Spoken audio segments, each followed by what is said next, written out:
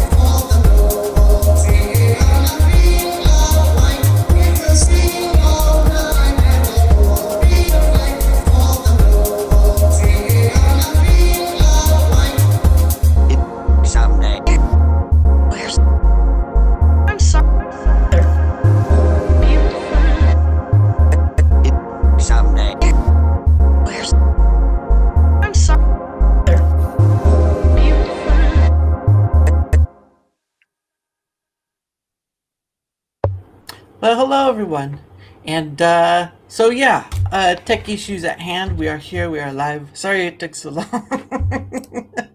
God dang it. Yeah, it was a hassle. Try to do a few different things. Of course, he's using OBS, so there's going to be that whole issue. But anyway, thank you for coming along.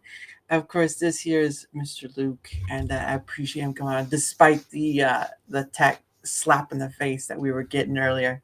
So, but anyway, we are here. We are live, and I'm glad you're all here. So yeah, I know Panda was asking like, what's going on? It's like those are the tech issues, Panda, and he uses something else. He doesn't use Rumble Studios, so it's just a Rumble Studios thing. I know I tried using the Ingress, that wasn't working out. It was just a mess. But anyway, thank you for coming on, Mr. Luke. You're looking devilishly handsome today. Thank you. You as well. Oh, I feel like I'm just gonna throw a boulder or something, but no. No, it's working, Galaxy Red. It's just he's using OBS, and of course there's still the issues with using Ingress and stuff, and that wasn't working, and of course you get the echo and stuff. It's just a long whatever. There needs to be there's a video tutorial, but it was just taking too long and decided just to do this. This is my last resort, is Brave Call. Because it works pretty well. Yeah. You know, the odd thing is, like I told you, I went into Rumble Studio on my own account. Yeah. Tested all of this out. Mm-hmm. My video and stuff worked fine. Mm. I was not even in OBS, so I don't know why this was defaulting to my capture card for my camera. It makes absolutely no sense. I don't know either. I know that in the past when I've gone to join others, one other, my camera wasn't being picked up, so I don't know that either. That's another thing on the list. That Panda tech issues are my favorite. Yeah, I hear the sarcasm dripping, just dripping. But anyway, so I am sharing my screen on Rumble Studios to him so he can see us, and then I'm sharing on Brave Talk so we can see him. So it's going to be a double a double pandemic. I don't know what it's going to be. It's just going to be one of those things where it's like, I get done it. I finally done something. I'm just glad it's working now. Yeah, it is. And of course, this is how I've had to do it a few times before. But at the end of the day, Mr. Luke, what? It's right there in his name, Luke's Awakening. Gosh, guys. Does that with everyone, basically? Does that with everyone, basically? Hey, not with everyone. All right? Not with everyone. Gosh, you guys sell me out on the river pretty quick, don't you? But anyway. Yeah. I'm used to using StreamYard, and this looks very familiar to StreamYard, but I've never had a camera issue with StreamYard, so I'm like, this is no problem. Yeah, that's StreamYard though, and of course Skype for the win. Just say, yeah, I'm not going to use Skype. I'm going to use Brave Call or this, but I'm not going to use Skype. Skype is old Microsoft. That's basically its end line right there. But no, I'm glad you're able to come on. It's sort of the thing, like I was putting in the description, like it was through Panda that I, because of course you were playing, like it was like Hyrule Destiny, Hyrule Warriors was the game. Yeah. And that's how I got this started with you. So, but yeah, it's a Darachat is really just, we just come in here, we just chat about whatever. Because you just started streaming to Rumble, I think it was last week, right? I think this weekend will be 3 weeks I've been on Rumble. 3 weeks? Wow. Yeah. Yeah. Oh, but he just, because I thought it was last week, because he just, I think it was last week he put your link out, or maybe it was longer than that. I think after time flows by a while, you're just like, what day is it? It flies when you're having fun, or even when you're not having fun, time flies. That's true, especially when we're like, yeah, and there's also Zoom and stuff, how we use Skype every week, and it works perfectly. Old enough, buzz it. Yeah. So does Brave. Don't try to. Mike only uses Skype because it's easier to integrate with OBS. Well, understandably so, but at the end of the day, I'm using this, and it has its issues, but it's whatever. It works. It works for the time being. But anyway, I'm gonna keep on trying to use it, and of course, some people left like Kit and Boga. I don't know what that means. I have no idea. Blip and blop. Left a like. Yeah, leave those likes. Leave plenty of likes and follows if you don't follow. Yeah, and your first. So your story is sort of, Panda sub coming in. I use passenger pigeons with the camera, duct tape to the bird. The lag sucks, but it works. I didn't realize they had those in space on Panda subs. I guess they do now. Oh, and I thought this something. No, it's not on Panda's page. It's here. God. What's up, distracted? But anyway, yeah. So your story is sort of the same, right? You were on YouTube, and then it's like, because Panda he doesn't have this stuff anymore. He just has on his background screen saying over on Rumble, and but yeah. So what brought you? What was the final straw? What was like the straw that broke the camel's back for you? Well, for me, and Panda knows, I've talked to him numerous times. I've been threatening to cancel my channel entirely for probably a year or longer now. There's been a couple of times I've put out videos saying I'm done. There was just a lot of drama in the gaming community there, unfortunately.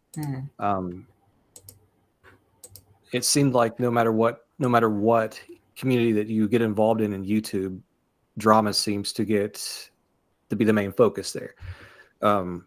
So I just got tired of personal attacks and people trying to involve me in drama that I didn't want to be part of. And I just wanted to do video games. I just wanted to play video games myself and play with my family and hang out in a good community. Right. And unfortunately, I was not finding that on YouTube regardless. Yeah.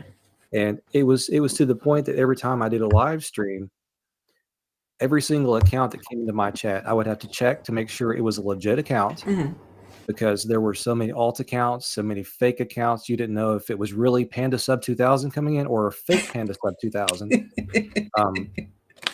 Every single time that someone new entered my chat, I had to do that. It was awful. It was not fun. I didn't enjoy streaming over there. It was too much. So finally I was like, I'm done. I don't care. And I did leave a monetized channel there. So it's not like I was a small channel. Right. I was actually monetized, and I did leave that channel. And I found out an odd thing today. I posted on Twitter about it.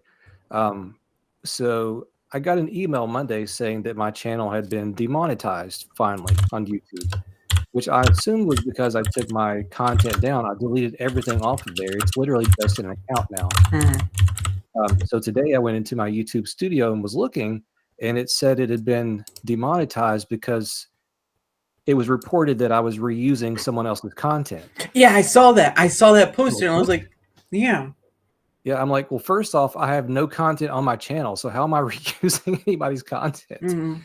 And even before, I didn't. All I did was live game streams. You know, I had a few videos, a couple product reviews, or pre-recorded gameplay, but it was me doing like full gameplays of different games. So I was like, what in the world?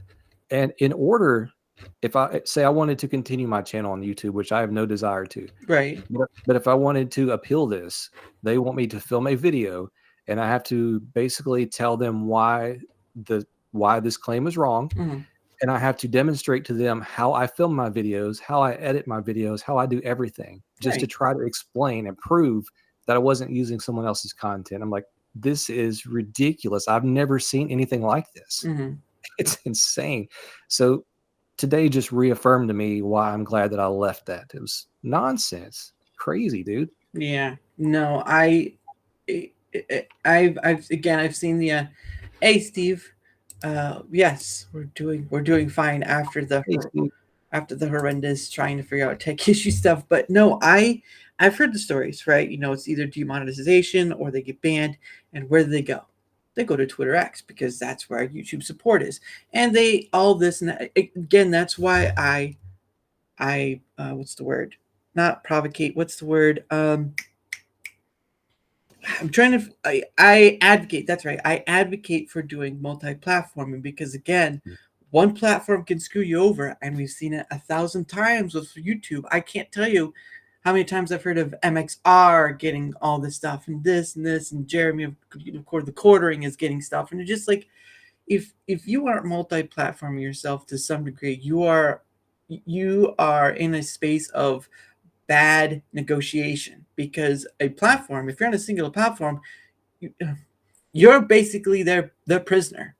You know, you could go somewhere else, but hey, we got this incentive that you're not gonna find anywhere else, and you're just like, you know, and that's where, I mean, not to say anyone has to do it, but I advocate for it, because multi-platforming gives you more of a negotiating edge.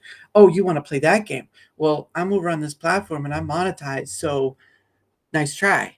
I can keep going, and then you know, there's many platforms out there. It's just YouTube is oh, damn, she's like YouTube. Just I know about Odyssey, but for right now I'm just sticking with the two. I have no issues or reasons to transfer out of YouTube. I mean, your reasons are different. You know, probably the same as Panda's, but not the same as mine. So I haven't had any issues. I haven't been, you know, copyrighted or whatever. I'm not even monetizable on YouTube at this point. But I do use its reach with like the shorts factor, because again, sometimes that does well. But yeah, I get it. And for me, I think people they kind of need to figure out what's more important: is it the platform or the creator? Because it is a synergy, right? It is a symbiosis where platform needs people on it to create, to bring people more to the platform, and creators need a place to go to create, to show off their stuff. And it's sort of symbiosis where, if it works out well, you know, there could be a harmonic tone to it. But at the end of the day, I think it just, a creator needs to learn how to be smart about things. And I've had a creator on that had was streaming to like 7 to 8 different things, and I was like, holy crap. Oh, no. Holy crap. I'm just like, yeah, that is too much. But yeah, it's just, you have to do what's best for you. And what you want to do, because like you said, you just want to play games. You're just here to have fun with it. And I also saw that you're actually involving your daughter Yeah. to do this as well. And this sort of has become a secondary, because I've had a father-daughter duo streamer on before, actually twice, and it's been fun. And I know for some people it's kind of leery, because again, it's your child showing to the world. You kind of hesitant to do that, but I do think it's kind of interesting when you can see a father-daughter or father-son can have a good time just playing a game. Well, that's why you'll never see her on camera. Right. And for me too, when I do game streams, Mm-hmm. I like for the focus to be purely on the game. So when I'm doing game streams, you won't see me on camera, Mm-hmm. because like I said, I like for the focus to purely be on the game so people can enjoy the gameplay only. Yeah. And then, me comment and talk over it with them. But yeah, definitely you'll never see her on camera. Yeah.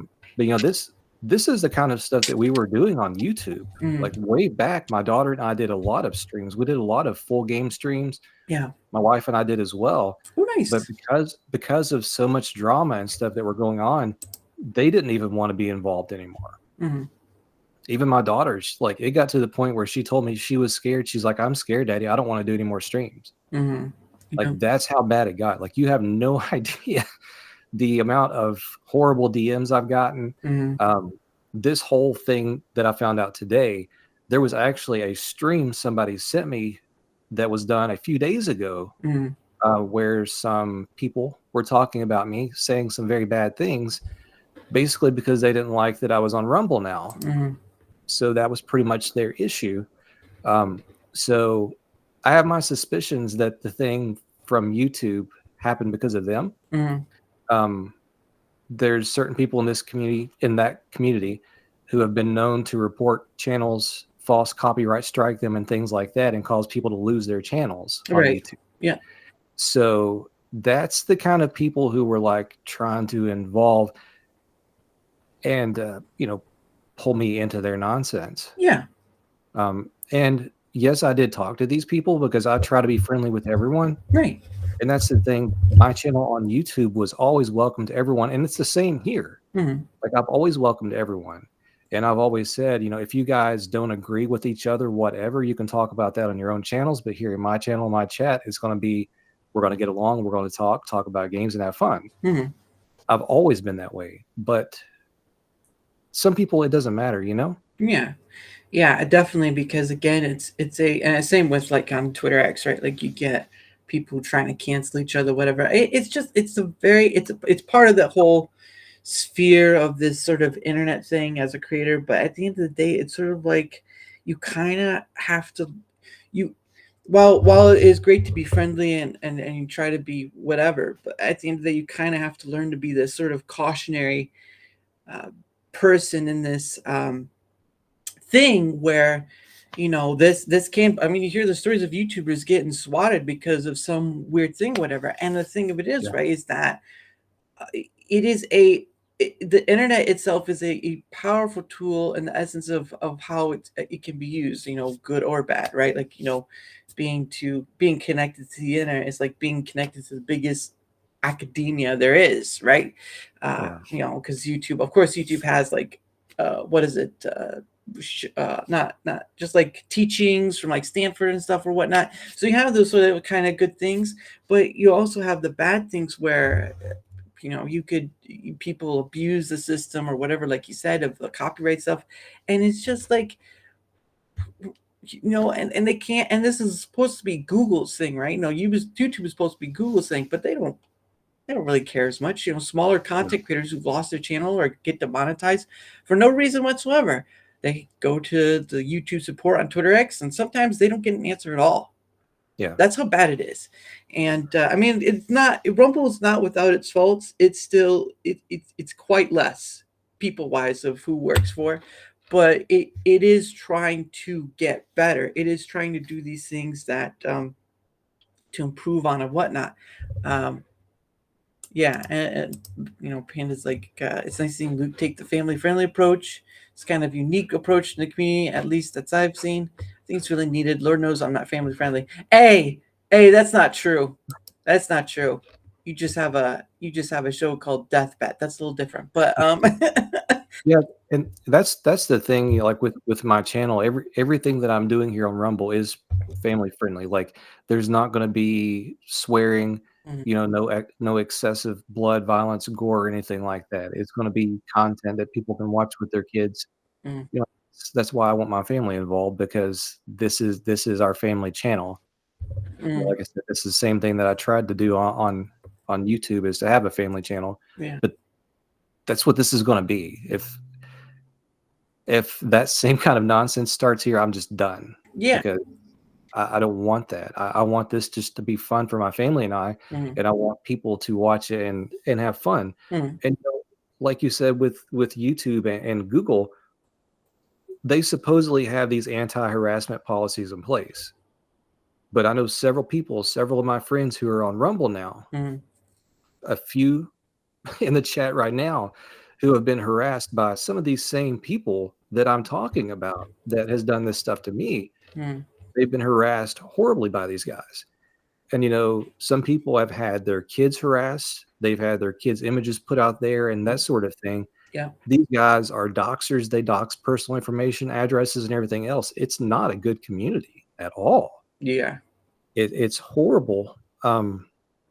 So that's the kind of nonsense that we all have dealt with, and Mm, I've stuck through it longer, than some of these other guys did. And finally, I'm done. And for me, it was never about the money. I mm, said all along that if I hit the 1,000 subs on YouTube, I mean, I had the watch hours forever ago, mm, because you're doing long live streams of games. You get there pretty quick. yeah. But I was like, if I hit the 1,000 subs, great. Mm, And then I did in December of last year, I hit 1,000 subs nice. and monetized. Mm, But it was never about that. mm, It's always been about the games and just having fun for me. mm, Um, and that's what this is going to be. Like I said, this is purely family content. I want anybody to be able to sit down and watch this and hang out and chat and not be afraid that they're going to hear some sort of profanities or anything like that. right. People think it's okay to use those words. Some people don't. Um, for the sake of respecting those that don't, Mm, you won't hear that on my channel. yeah. And that's kind of great, because I have, funny enough, I know a few people who do that, because I've had one or two of them. Again, one of the other ones is Heck in Hawaii.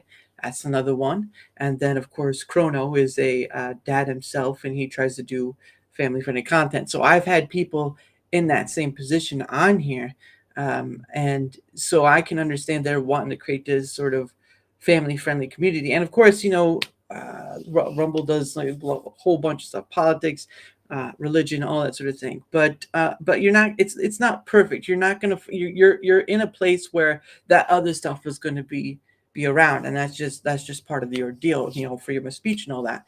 But Yeah. there are people like yourself who are trying to make channels of family friendly content and all this stuff. And I don't know if there's a tag, not a tag, but there's a thing to make descript, like in the description, where you can say like entertainment and family friendly and all this stuff. Maybe they can add that.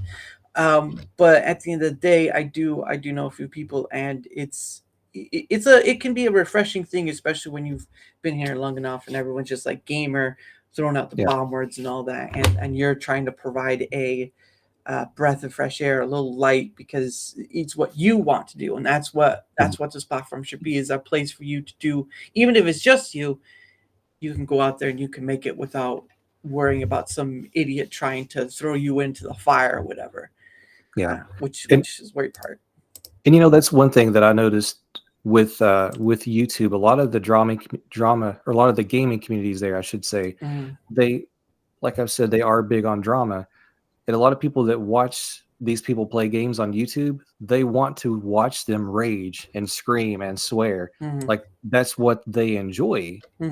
And yeah, that may be funny at times, but I don't want to see that nonstop. Like I don't want to watch rage gaming, and that seems to be the popular thing that a lot of people want to watch. Yeah. There's several big YouTubers that's all they do. And it's like, I don't want to see that. I don't want to hear that. Yeah. I'm really cautious. I started to say I have to be really cautious, but I'm really cautious, my wife and I, with what we let our daughter watch, Yeah. what she's involved in. So, my wife and I limit the content that she's exposed to. Mhm. So for me, I want to keep that in mind. When I do stuff like with my games and stuff, I always want to keep that in mind. Yeah. Because I want to do stuff that my daughter can watch. If she wants her friends to watch, I want them to be able to watch it. And my daughter can be proud that her dad is here doing this, and she don't have to worry about me saying something that could be offensive or anything like that, Yeah. And So that's yeah, and I think it's a nice place to have to have that place where you can do that, because like you said, YouTube has its own issues, and while a majority of it probably goes unnoticed because the whole algorithm thing and all this other stuff, um, and I'm pretty sure there's forms of family friendly content on there, but it's a huge swath of just this soup of just all this other stuff, and some of it's not that great. Some of it I know for over there is more of just chasing the algorithm because people want to be seen, make the money and all this stuff. And I've said that too, where I'm not in it. The money is a bonus, right? The money, the likes, the follows, those are all a bonus to this right here. This with another person, because I tell you what, this with other people, because it's your first time, right? I've had I'm trying to count up. I've probably had at least close to around 60 different people so far on this, and this is with beginning of this year to now.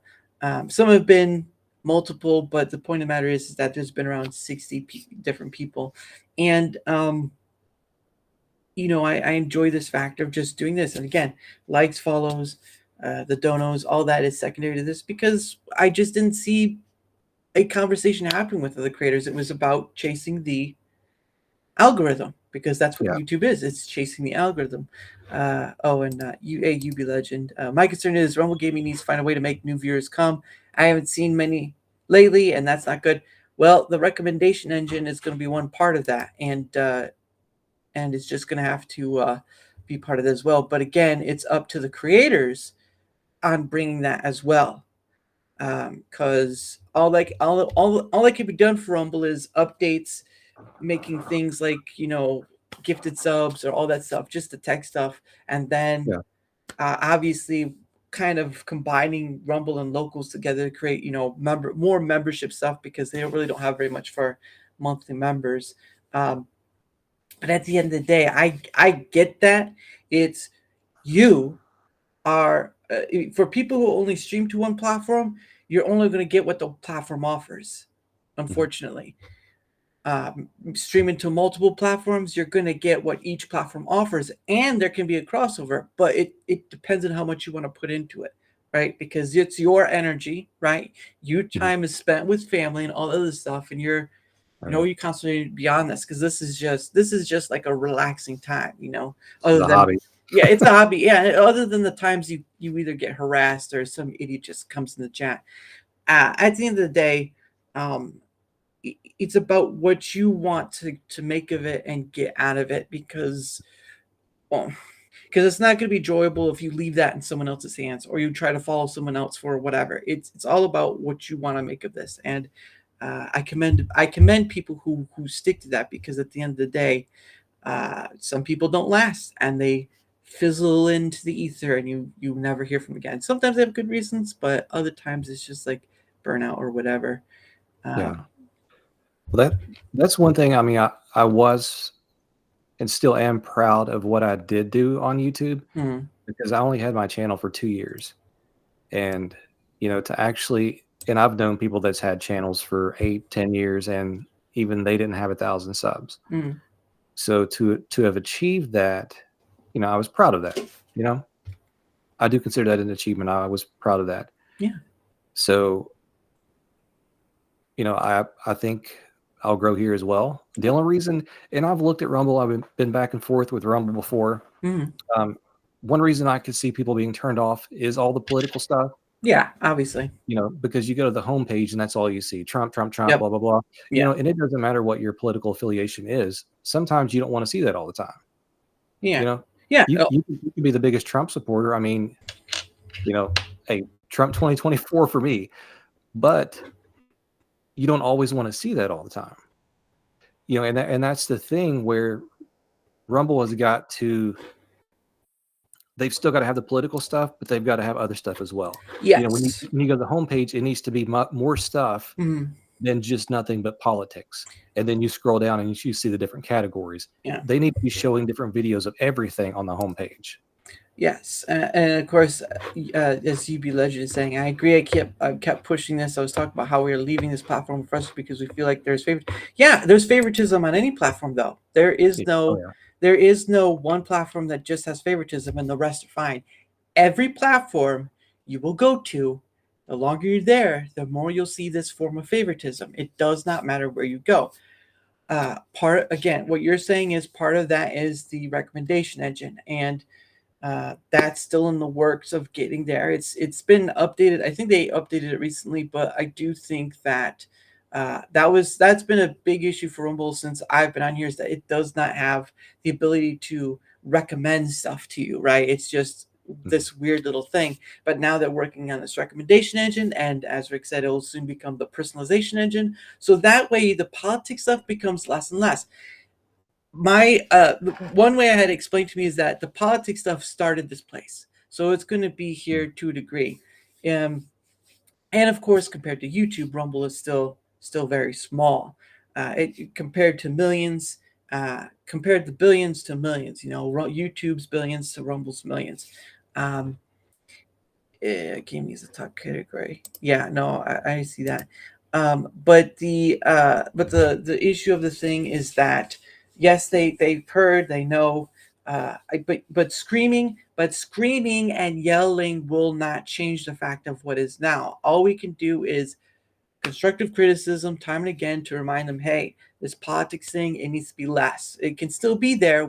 It's fine to still be there. It needs to be less. Dial it down. Dial it from a 12 to a 9. Let's see that happen. Yeah. And I think that's where the recommendation is going to help with that. I don't know when it'll be fully done, but it is. I don't do coding, and this is going to be something that revolves a lot of coding, a lot of lines of code, testing, all this stuff. We are the beta testers for a lot of this stuff, like Rumble Studios. But the thing at the end of the day is to understand that this technology is not going to be a thing right now, because again, a lot of the people I followed who are YouTubers that came over were going to use Rumble. They're like, well, they just need to copy paste what YouTube is and put it over. No. You don't understand. That's not Rumble anymore. It's YouTube. And so Rumble needs to be its own thing while taking bits and pieces from other platforms, learning other lessons from other platforms, right? Because that's what we as human beings do. We kind of learn from others' mistakes and all that stuff. And to UB Legend, I understand, but at the end of the day, constructive criticism, I've always said this: I will praise Rumble when it does well, but I will admonish Rumble when it does poorly. And that's from my perspective, right? Like, I can't speak for your perspective. I can't speak for UB's perspective, but I can speak from my perspective, say, yeah, Rumble, this creator payout thing needs to change. You need to get better at it.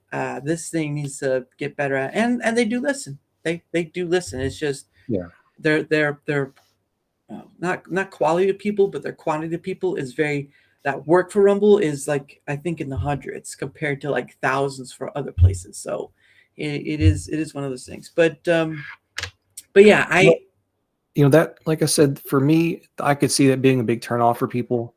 And one of the biggest issues I had was just with like the app and things, like some of the technology just not working a lot. You know, there's still some streamers that I'll go to watch. I was trying to watch one the other night, Geek Story, and fantastic channel. If you guys don't follow Geek Story, go check him out. I'm not being paid by Geek Story, and not yet anyway. Hopefully one day. But but anyway, I was trying to watch him, and I kept getting an error like on the app. Then I would go to the browser, and it would play and then stop. So, you know, those little things like that. That was a big turnoff for me initially, because I'm like, you know, I don't want people to want to try to watch me and not be able to because the apps are acting up or something like that. And, you know, I agree to a degree what people were saying with the copy and paste from YouTube. They don't need to copy and paste it, but YouTube does have a format there, which would be easy to duplicate to a degree with certain functions, but Rumble can make those their own. Not an exact copy and paste, sort of mimic or duplicate to a degree certain of those really good functions. I think playlist is a thing they recently added, which, Yes. you have a lot of content and stuff. Playlists are fantastic to have. Playlist, watch history, and is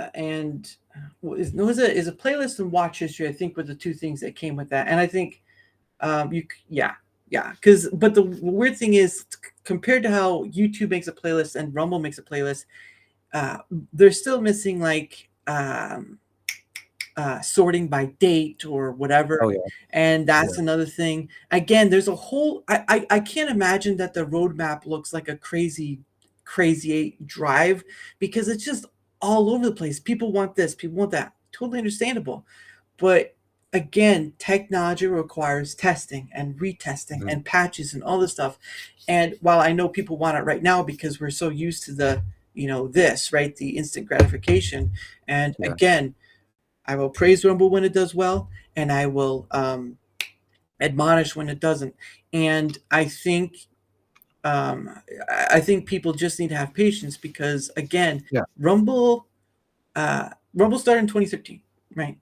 But when you compare it to YouTube, right? YouTube started in 2005, was bought out by Google by 2007. So that's 2007 to 2013. That's 6 years, right? That's 6 years to improve and all this other stuff.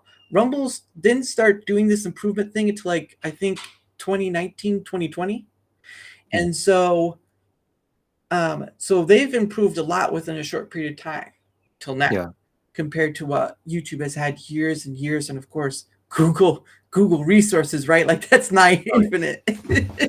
You're talking endless resources there. That's like Microsoft, And the thing is, though, I don't mind any of these issues. And that's the thing. I got to the point where I was like, I don't mind any of these issues, because I know I can come here and do what I'm wanting to do, and feel like it's going to be a better place. And so far it has been. The people that I've met some fantastic people like yourself. Thank you.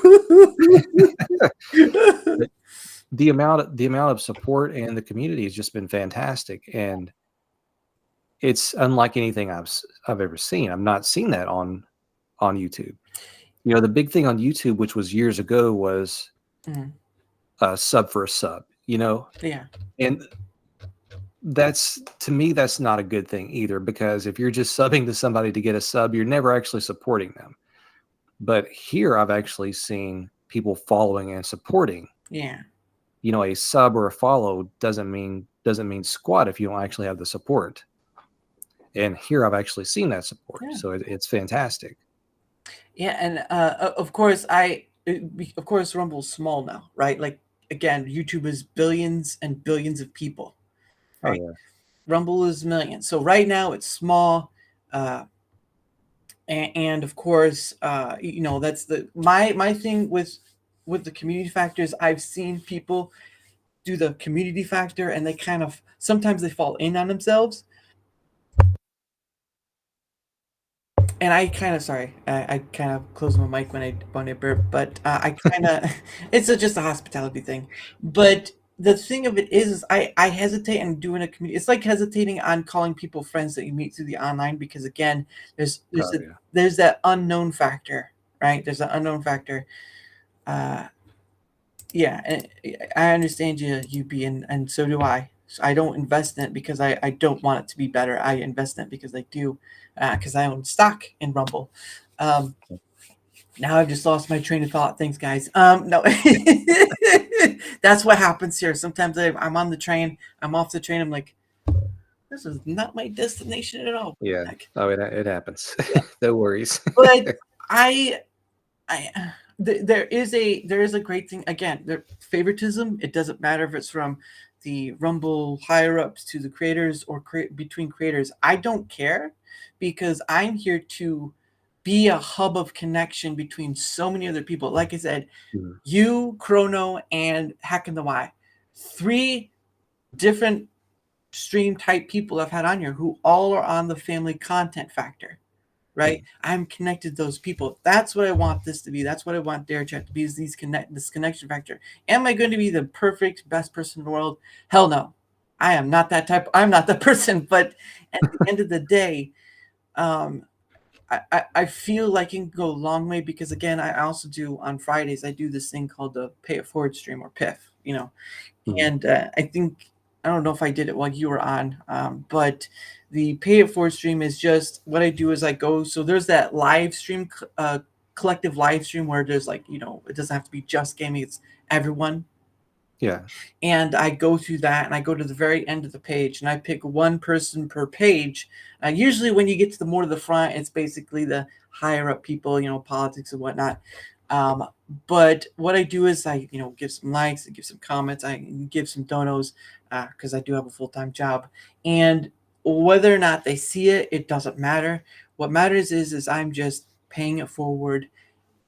Even if you don't see me, I stay for a bit. If you don't see me, I go off. If you do, great. We'll be able to chat for a little bit, and then we go off to the next person, go from there. Because paying it forward is giving without expectation. Yeah. And I think there have been some people who kind of forget how that is, because sometimes when you give, some people demand something in return, even though they'll say it out loud, they demand something. I don't care, because I've seen a lot of return, and I've never asked for it. Never asked for it. And it's for both Rumble and YouTube. I've never asked for anything in return. It's kind of nice. I mean, yes, I do say, do the like, follow, that sort of thing. That is, I guess I am kind of asking for something in return, but I'm not using Pay It Forward for that. I'm not. Yeah. I mean, you're just asking for support. Yes. Like, it's weird to me because, even though, like I said, I was monetized on YouTube, I never turned on the thing for super chats or anything like that, because I never wanted anybody to give me money. Like, that was my thing. Like, if I ever made anything off of doing it, I wanted it to come from the Google AdSense, Yeah. And I always told everyone, I'm like, I don't want your money, so don't give me any. So I've gotten a couple of donations on here, and I'm like, I feel weird. I'm like, I don't want this. Please don't. Like, I feel awkward, I mean, I appreciate it. Yeah. I greatly appreciate it. It means the world.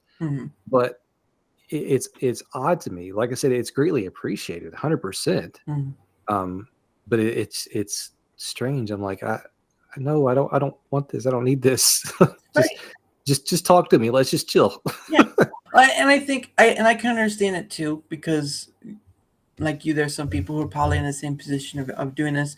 I just think it's another way of showing support, right? It's not like because I ask in the extendment of engagement, because that's what's going to help me be seen more, and more people can come on and all that stuff. But I do think if someone gives you dono, or they do like the monthly membership sort of thing, you do what you will. But for me, it's just like I appreciate it. I'm grateful, and I kind of just go on from there, because you don't want to tell somebody no, and then they'll feel bad, and then they never come back again. It's just like, thank you, and just kind of move on from it, because I don't want to just dissuade somebody like, yeah, don't give me any money at all. Yeah. No. For me, I was just like, you didn't have to do that. Thank you. I really appreciate it, but you didn't have to. Like, that's just the way obviously I'm not gonna be like, don't you dare give me money. Put it back in your wallet. Put it back in your wallet. Retract that $1 you just gave me. I don't want it. Take it back. No, I mean, I would never do that. But like I said, it's awkward for me, like I said, because I never wanted that. And I mean, it's awesome that Rumble gives you that ability right off the bat, because you don't have that anywhere else, not until you hit X number and whatever. So I mean, it's fantastic for that, and it's definitely appreciated. Obviously it's most certainly appreciated. But it's just, I feel awkward. And that was when I first started doing anything like this, like when I started my YouTube channel. It was strange for me because I don't like public speaking. So, and I view this like public speaking. Like, I used to be so nervous. I went back to like 2 years ago when I first started and was watching some of my videos. I was like, man, these are awful. because I was so nervous and so awkward. Yeah. But now, I mean, I'm comfortable doing this, and it's weird. So I guess kind of to me, that kind of just added to a little bit of awkwardness because I'm kind of like, what do I do here? They just gave me money. I don't know what to do. Yeah. But yeah, it's like I said, it is appreciated. Yeah. Oh, don't, I get that too. I didn't show, I mean, I'm not fully showing my face, but I did start showing off, um, my face after a certain point. Like it was just like an icon, like an avatar thing. Cause I was using StreamYard to record videos. I wasn't streaming because you had to pay more in order to stream to multiple platforms. So it was like, Yeah. you'd only stream on a platform. You're very restricted. I was like, no, I'll just record videos and be done with it. And so I started with that, and I just uploaded to both YouTube and Rumble, just plain simple. Then, and the reason I couldn't stream to Rumble as well is because during that time you had to have 5 followers in order to stream, and now it's a little different. It's not just that off the bat. Yeah.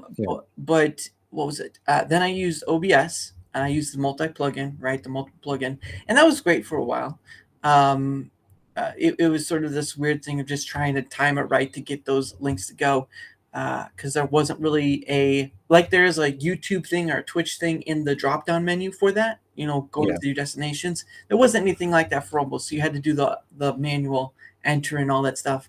But once the Rumble Studios was waiting list for beta, right? I was like, all right, well let's give this a try. And of course, it's a lot different than this was then.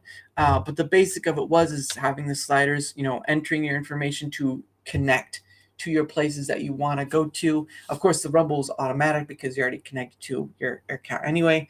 And then adding on to the fact of you could add on these other places. Like I think it started with like Facebook, X, Twitter X, I call it, and then YouTube, obviously, and Facebook, I think was under too. And I just did YouTube and Rumble because, like I said, there's someone I know had on who did like 7 to 8 places. I'm like, okay, I'm not gonna do that. That's a little too much. But I do think doing more than one place helps you as a creator out. It creates a safety net for you, and I sort of did it that way. And when I could stream to both ends, and that's why I'm paying the pro package for, is because I started doing that, and I'm just doing it now for supporting Rumble, and I try to support more creators on Rumble, whether they used to start from YouTube and then they're now using Rumble as part of it or whatever, and people will have their excuses of why they do or don't use Rumble. That's fine. At the end of the day, I support and invest in Rumble's future because I see the possibility it can possess. I see the possibility it can possess. And the same thing with Rumble Studios. Again, Rumble is having its synergy between the stuff like Rumble Cloud, Rumble Studios, Rumble Player, and whatever. And like how Apple has their stuff, their ecosystem, right? There's a synergy there, and it works well enough that people have a hard enough time leaving, that when they go to something else, it's kind of like, but why isn't it whatever? And I think Rumble Studios is trying to build their own ecosystem that once it gets better enough, I can't imagine. I can't imagine that it won't work out. I can't imagine that it. I'm gonna say double negative. I can't imagine that it won't work out well for them. Meaning it will work out later on, just not right now. It's still in this building phase. Well, like I said with Rumble Studio here, I mean everything looks pretty much identical to StreamYard, which is what I've always used anytime I did any kind of sit down panel chats like this. Which I never did a lot. I only had maybe 5 or 6. I had one with Panda, which was fantastic. Yeah, had a great time talking with him. Panda's a great friend of mine. Yeah. I've known him for several years now. Same with Mike, Original Next Level Gaming. Oh wow. Yeah, both fantastic guys, fantastic friends and channels, and I never got to go on any kind of panel with Mike, so hopefully eventually I can get on something with him. I think it'd be a lot of fun. Yeah. Super Mega Graphics 64. I don't know if you know him. Might have heard of it, but I don't know it fully. He's another fantastic Rumble channel as well. So I've done one with him. we had a really good talk. We were talking about the need for original game hardware, and we had a discussion about homebrews and everything like that. So that was really good. Maybe eventually I'll bring back something like that, but for now I've just been, just focusing on the games on here. Yeah. All of my talks try to be game talks, but yeah. And I understand it as well. Again, this what I have with Darachat is meant to be wherever the wind goes, sort of thing. It's like that Pocahontas song, the colors of the wind. The wind is just wafting anywhere, I know it's a weird thing to use, but that's how that's how I think of it. I've got a Tuesday night. Oh, there you go. I've got a Tuesday night ready for you, Luke. Oh, there you go. Yes. See, my biggest problem is everyone does really late night streams. Yeah. And I'm usually in bed by 9:30, 10 o'clock because I'm getting up at 5 during the week. So yeah. So it gets hard. Like I said, a lot of people, they don't start streams until 10 o'clock my time. And it's I'm already snoring and sawing logs at that point in time. Yeah. and the funny thing is I'll be having Mike on next week. So he'll be coming on next week. Mullis, I just go by his Twitter X username. But he'll be on. Oh, there you go. He's making fun of you now.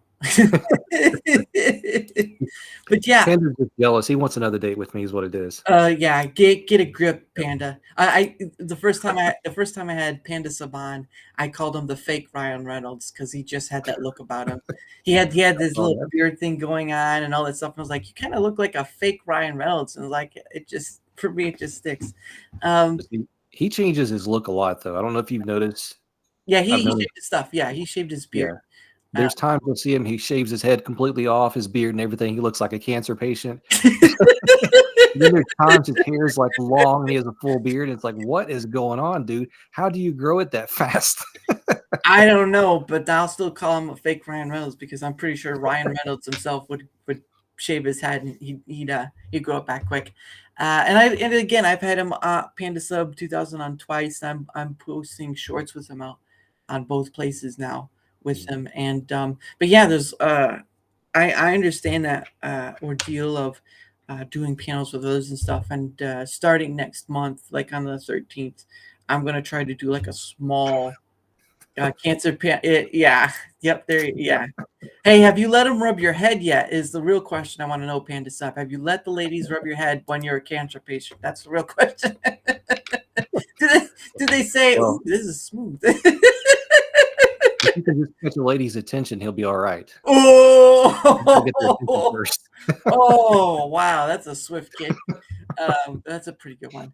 But starting next month, I'm going to try to do a small. I've seen these content creators, and they do this big multi-panel. It's 9 people. The conversation gets lost, and I can't do that. But starting on the 13th, a once a month thing where I'll bring on different people that I've interacted with, that I've had on the show, where I can connect them, right? It doesn't matter if they have something.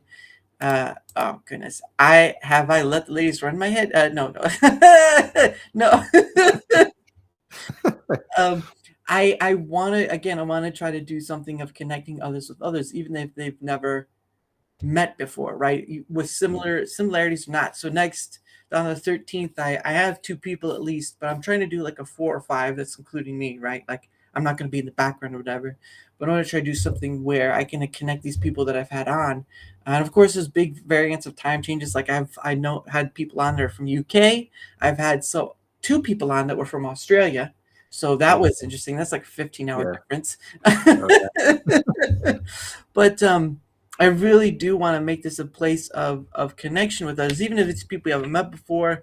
Once you get in with the panel on them and you can have a free-flowing discussion, maybe something can come out of it. And that's what I want this to be, is to connect, to make more connections, to whether you agree or disagree, it doesn't matter. You're just, because when I had a content creator called CO Gaming and another one called D-Pad Chad, I had a lady on, Meg, and they were on during a pay it forward stream, of course.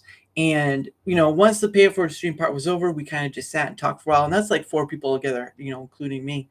And it was just, after that was all done, there's this connection between them of sorts, just talking with each other. Then it's that's That's what I'm aiming for. I'm not a perfect person. I'm not going to know all the time of how to do this silly thing, Oh yeah. but Yeah. I see a lot of, just yelling at each other, anger, and all this stuff. And there's not much of a way of a conversation. Yeah, you have conversation about entertainment, all this stuff, but it gets kind of boring on the 24/7 news front. Like, oh, this just happened with Star Wars. This just happened with this thing, and all this stuff. I'm like, Yeah. why? Why does that have Yeah. to be the case? And so that's why I'm doing this. Not saying it's gonna be perfect. It's just I'm gonna try. It's gonna be basic. It's gonna be simple. That's about it. Well, and that's where when you do stuff like that, a lot of people get caught up. We almost want an echo chamber.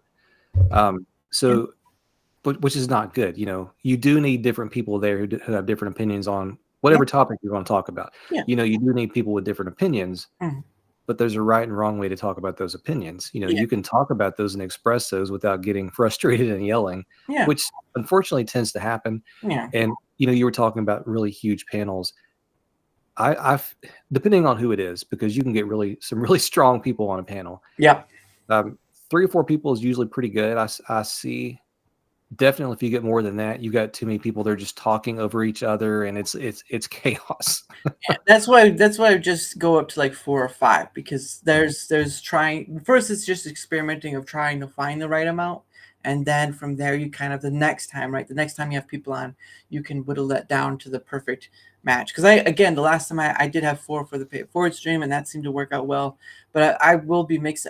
Just because the people interact with me doesn't mean my bias lines up with they always agree with me. And that's the great part. Not everyone agrees with what I think. I don't always agree with their thing, but we're not yelling at each other. We can disagree, but we're not in this sort of weird debate world. But that's what I'm trying to do is again, I'm trying to break out of my own bias, right? Like, I do this because I get to meet all these different people with different thoughts, and I can, through a period of time, I can break out of my own bias and not be so triggered by the emotional aspect of what gets people into that defensive stage, right? Because when something says something against us, whether it's on a person, another person, or whatever, we get into this emotional defensive stage where we just lash out like, an animal in the cage. And I think that's why, of course, you have trolls or whatever who know how to hit the spot right. And you just got to learn how to deal with it calmly and just like use the tools you have to just kind of sweep away. But for me, I really do think that connecting other people with other people, whether they agree with each other or not, is a lot better than listening to the 24/7 news, listening to all the political stuff, listening to all this entertainment stuff that really doesn't change anything. It just is talk for money at a certain point. Like I've done the read ads in Rumble Studio, of course, but it's pennies on the dollar. It's barely anything at all. But that seems kind of odd to me, because I've seen a gamer or two doing that. I'm like, it's awkward to stop right in the middle of a game. Yeah. Oh, in today's featured product, have you tried so and so's coffee? This is the best coffee in the world. Like, what does that have to do with playing Call of Duty? Yeah. You're talking about coffee now. It's odd. The whole ad read thing is just kind of odd to me. I understand it will make you money, but I would feel so awkward. I mean, some people could probably do it and pull it off amazingly. Yeah. But for me, I would feel very awkward. And it's an option. It really is an option. I most likely I'll never have, the same amount of people I've had in the beginning at the end of the show. So, most of the time I can't do it, but usually I save it towards the end of the show as sort of like, this is the ending of the show, whatever. Cause I've done that majority of so far. I've done it towards the end of the show rather than anything else. But chunk of the time I've never had enough people, because the bare minimum is like 10 and all this stuff. But I get it, right? You go to like what is like 2 hours, and all of a sudden they go in the middle, then they go for another 2 hours. Like, what? Like, where you're playing a game? What's going on here? But I do think it's for Rumble, it's an option draw for people who are just about that money or whatever, and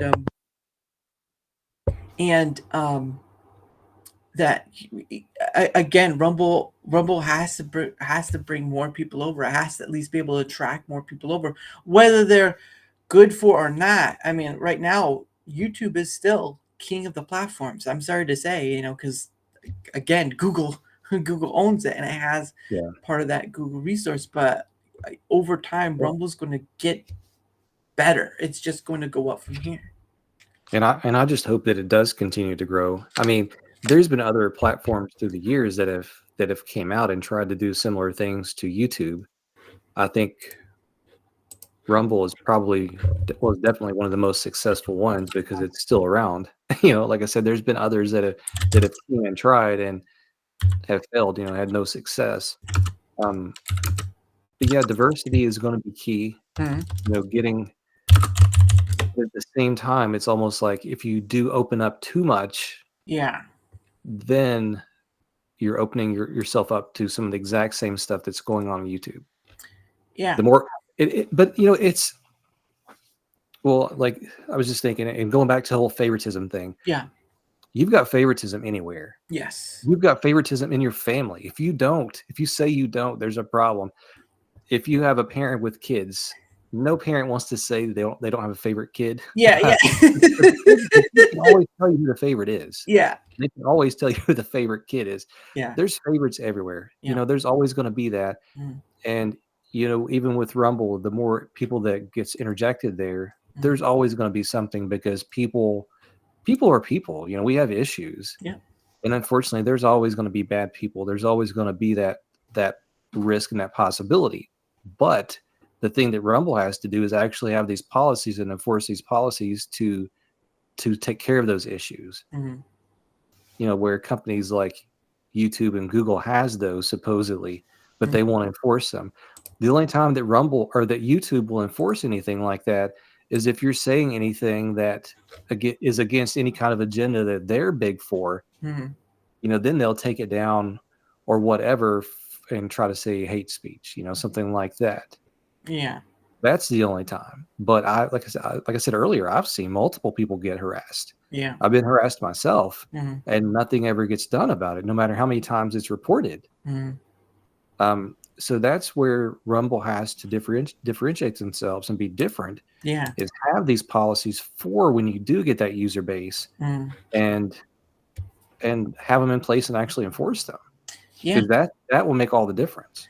Yeah, and of course, having the more ease of use to get to those places of because of course you have to email to moderation, you have to email to the DMCA stuff, you have to email to this. It should be I could just click on whatever or a few clicks, and then I go to this place and I just like in Rumble Studios, there's a feedback and a support ticket system, and it's just you enter your email, you enter whatever the thing is, and then you send it on its way to whatever part, the support ticket or the feedback stuff. And for Rumble, they kind of don't have that. But again, Rumble is on this, slowly growing path up. It's on this way of slowly growing, and hopefully it slowly grows enough that when they see this stuff, right, when people from the community point it out, that they're not rushing through. They see it and they're like, okay, we can take our time on it. Some things are gonna fall through the cracks. I mean, that happens with anywhere, but they are listening for updates. They're listening for all this stuff, and I do believe that as long as they continue to listen and just try their best to fulfill what the community or the creators using Rumble or wanting or need, then I can see a longevity to that future. But it is going to require diligence, some form of, like you said, policy following, policy standard to follow, and then and a firm principle to uphold that, because if you can't uphold it, then you kind of lose out, and your hand will shake, and then house built on pond of sand. But anyway, so at the top of the hour so it's like a little after an hour, but at the top of the hour of every hour, I set aside some time for me and the guests to promote ourselves, because it's just kind of a marker, like, oh, how long they've been on here, and then it allows that person to promote themselves, to say, hey, why come over, whatever. So I did put your links that you gave me in the description, but if you want to do your give a little speech or whatever, you can do that. The floor is yours. Well, and like I said earlier, my channel is nothing but purely family gaming. The majority of it will be me streaming games or doing game videos. I prefer to do live streams. I don't like editing. I've Yeah, done me video too. editing. I'm not a fan of editing at all. Yeah. But the majority will be me. And lately, my daughter and I played through the new Princess Peach game. So a lot of stuff will be she and I, hoping to get my wife back into it. And we are Christians, so that those foundations are very important to me and to us. So with that obviously plays into our family dynamic and the way that we want to do the channel. So like I said earlier, there won't be any swear, no excessive blood and gore or anything like that. The only killing you're going to see is stuff like Mario jumping on mushrooms, things like in Zelda games and Metroid and things like that. So you will see a lot of Nintendo. Obviously, there's going to be a lot of Nintendo. You can't do family gaming or anything family related without having Nintendo. So we will be doing a lot of that. And like I said, even my wife and daughter both, like, they have a really renewed interest in doing this because they've seen how much happier I am here. Right. Shoot, for the last week or so, I've streamed like almost every day, and in the past, I would do maybe once or twice a week. Right. But I've had the desire to want to do it. It's actually fun. I'm enjoying it again. So I want people to see that. I want them to enjoy as well. So yeah, that's like I said, we're just going to be doing family content, so no one has to worry about hearing anything they don't want to hear, seeing anything they don't want to see. Right. Their kids can watch our content, and they can know that they can watch it safely. Yeah, and that's and you have a place where you could do that and create that, because I believe it probably should be a platform for just about anyone. And of course, there's the undesirables and certain objects, but I do believe for like the 90%, it should be for just about anyone. Not that I would know. I'm just here because I enjoy doing this. But anyway, but yes, his links are in the description below.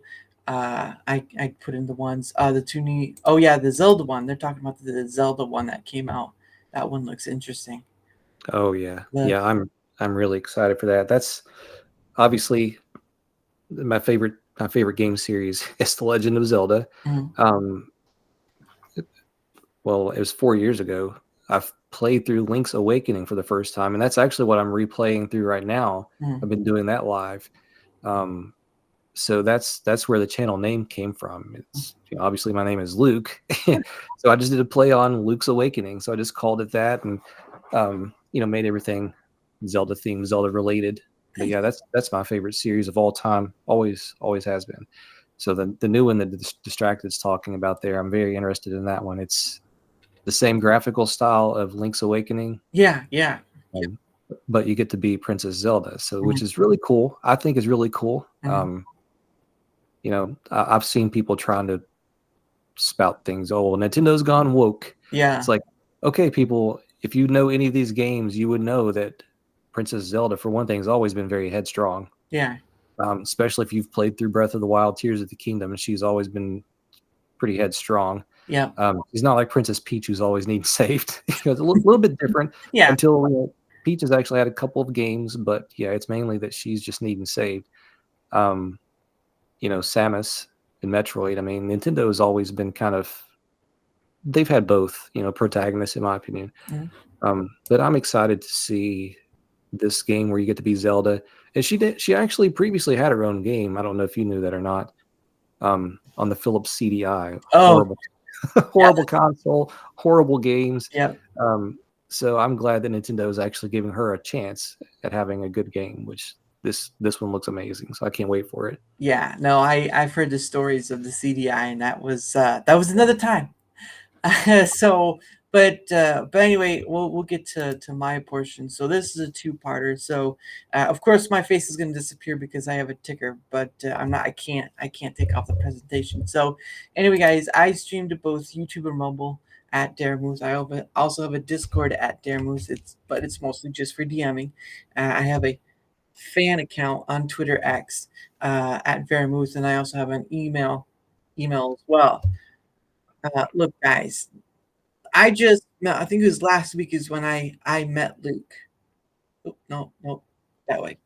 Anyway, that's when I met Luke, and of course, thank you, Panda Sub 2000. That was how it was seen to me, or he did the leak on Twitter X. But anyway, guys, just like Luke, you guys also have the same opportunity to come on here and just have a conversation about whatever. And we talked about, of course, content or field and Rumble and all this stuff, but that's what this is. We can talk about whatever, and the course of the conversation just flows like water to wherever. And that's what I want to do with this. So again, guys, if you want the same opportunity, the link tree is down below. My links are there. And if you don't want to do the link tree, then leave a comment on YouTube or Rumble, because again, I'm not here for arguments. I'm not here for debates. I'm not here for trollish people who just want to create havoc and not have a conversation. I'm here for people who want to have a conversation about whatever. I know some people could be nervous, and some people, they don't show their face. But at the end of the day, this is about coming together and sitting down and having a conversation, because right now in our world, we don't have a conversation. We just have yelling at each other. I'm right, you're wrong, and all this stuff. So if you guys want to come on and join, either the link tree down below to the other links, or leave a comment on YouTube and we can get going. Of course, this is second parter, right? Because I have to do the engagement part. So, guys, I know you on YouTube, right? You've heard them say before, share, like, and subscribe. That's the same mantra I've heard 1,000 times over. They always say it, doesn't matter which content creator. But the reason why I do it is because in order to have more people on, I have to be seen more. And in order to be seen more, likes, follows, comments, sharing the stuff, whatever, it helps me in being seen. I don't know what to tell you. I know it can be annoying sometimes when you hear a content creator say over and over again, but again, it helps out a lot in having more people like Luke, like Panda, like Heck in the Y, like Chrono, and all these other people I've had on. And guess what? It's always been a fun time. Like Christy yesterday from Kitty Flip City. Oh, crap, I'm gonna get that wrong. Kitty Flip City or Christy, whatever. We had a fun time. We had a great time having on, and we talked about whatever. Some of it may have been a bit political, but at the end of the day, we still had a conversation. We walked away, smiles on our faces or whatever, and that was great. And this is what it's about. So, but anyway, in order to have more people on, I have to be seen more. I'm building up my credibility, because there are people who I can ask, right? I can ask, mostly through Twitter X, whatever, and they could say, you don't have enough follows, you don't have enough this or that, and they can instantly, just ignore me.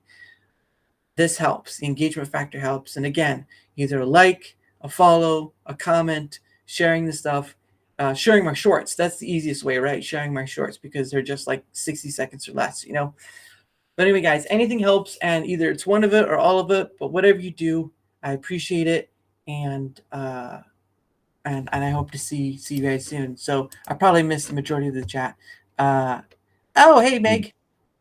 Yeah, I was checking out Mediocre Gamer Girl's comment there. Yeah, Meg was on with Chad and CEO for my pay for stream, but she's a good egg. Do you have an acronym or a nickname? Is that what are you asking me or what? Oh, she's asking Mike Mullins. Mike. Yeah. Thank you. I appreciate that. Well, you're gonna have a great stream too when you come on. So we'll see about that. But no, I lost my train of thought. No, I do want to at least be somewhat enjoyable that people can come back, because again, even if you've been on once, there's always another conversation to be had, and the more you do it, the more comfortable you get with it. And because there's a gentleman from the UK called Jack Tarlad. I've had him on at least 7 times so far. He's probably the only person that's reached that, but anyone else that I've had on can do that too. Yeah, Meg is a good egg. She's playing the actual Link's Awakening, the newer one. That's what I'm playing. Yeah, that's the same one I'm playing through. She's playing that as well, and again, she's a good egg, like so many others have been on. Again, we could disagree all we want, but no yelling, no whatever, because this is all about just having a conversation. And I was gonna ask that too, like where your name thing came from. It's like, oh, he already explained it. Now I'm out of options. But yeah, so because like I said, I came on to your channel, or not onto your channel, but I found your channel through Pandas of 2000. But you were playing the Hyrule Wars, which was like a Wii, wasn't it? Was it a Wii or a Wii U game? It's on the Wii U. Yeah, Yeah. because it was on the Wii U, and I really enjoyed it. But like I was one of those people trying to buy the DLC because there are all these different characters too, and I was like, oh come on, please.